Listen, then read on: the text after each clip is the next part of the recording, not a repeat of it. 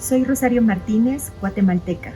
Este año cumplo 30 años de colaborar en el Liceo Javier de Guatemala y actualmente dirijo la formación ignaciana del colegio. Y quiero compartirles una de las experiencias que cambió mi vida.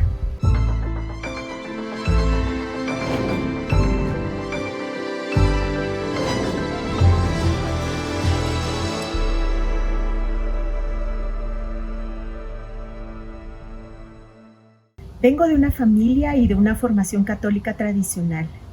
Durante mi vida de adolescente y parte de mi juventud, anduve como buscando algo más. Algunos años después de estar trabajando en el Javier, empecé a conocer la espiritualidad ignaciana y viví la experiencia de los ejercicios espirituales. Empecé a descubrir a un Dios distinto. Descubrí al Dios de Jesús. Pero fue hasta que junto con otros, animados por un jesuita, visitamos una comunidad rural en el interior de mi país, Primavera del Ixcán, en Quiché. Allí pude vivir la experiencia de un Dios encarnado. Viví esos días con una familia pobre y sencilla, pero rica en generosidad y en humanidad.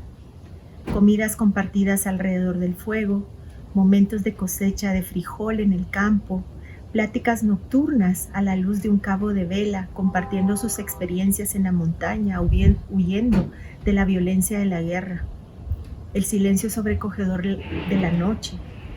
En todo ello, y en medio de todo, sentí que era Dios quien se me mostraba. Todo lo que viví en los ejercicios espirituales se materializó. Todo era presencia del Dios encarnado, humanizado, hecho vida en aquella familia. Desde entonces, procuro no mirar al cielo para buscar a Dios, sino verle en la tierra. Esta experiencia me ha hecho más compasiva con el que sufre y mi espiritualidad ahora es más humana, más de ojos abiertos al mundo y con los pies en la tierra. ¿Y para ti? ¿Qué momento cambió tu vida?